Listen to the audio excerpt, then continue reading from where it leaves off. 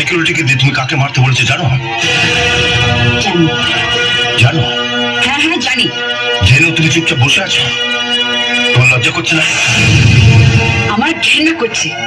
ওকে মেরে পুলিশের হাতে তুলে দিলে তবে আমার গায়ে জ্বালা মিটবে। তুমি পুরোনো দিনের সব কথা ভুলে গেছো? কিচ্ছু ভুলিনি।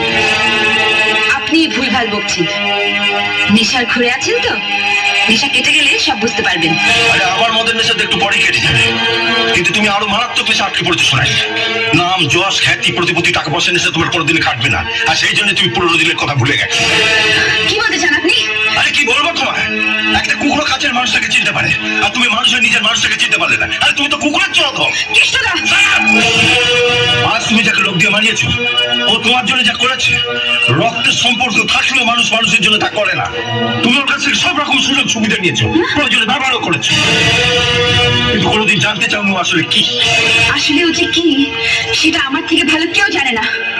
আপনি যতই ওর হয়ে ওকালতি করুন, ওকে মহাপুরুষ বানান, আমি এতটা কাল ওকে যা ভেবে এসেছি আজ পর্যন্ত তাই ভাবি। ও একটা গুন্ডা, নোংরা, স্কাউন্ডার, রাস্কেল।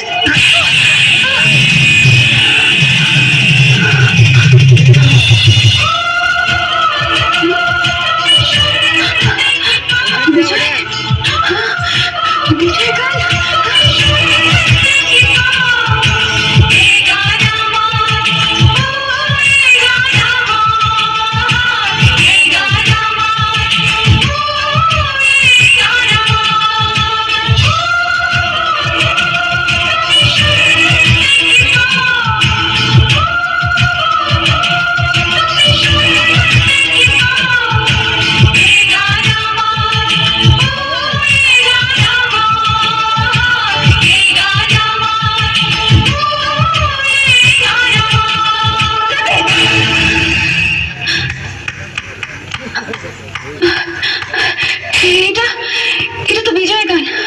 তোমরা কোথেকে শিখলে? এই গান তো আমরা বিজয়ের কাছেই শুনেছি।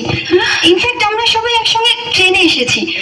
5 বছর পর আজ বিজয় ও সোনালীকে খুঁজতে এখানে এসেছে। কি? বিজয় বিজয় বিজয় আমাকে খুঁজতে এসেছে?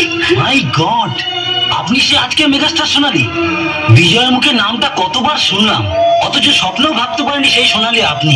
আপনার জন্যই তো বিজয় নিজের রেকর্ডিং ছেড়ে দিয়ে আপনাকে ক্যাসেট করার সুযোগ করে দিয়েছিল। আপনার জন্য বিজয় ভাইজ্যাক গেছিল, নিজের কিডনি বিক্রি করে 50,000 টাকা সে জোগাড় করেছিল, সেটা শুধু আপনার চোখ অপারেশনের জন্য।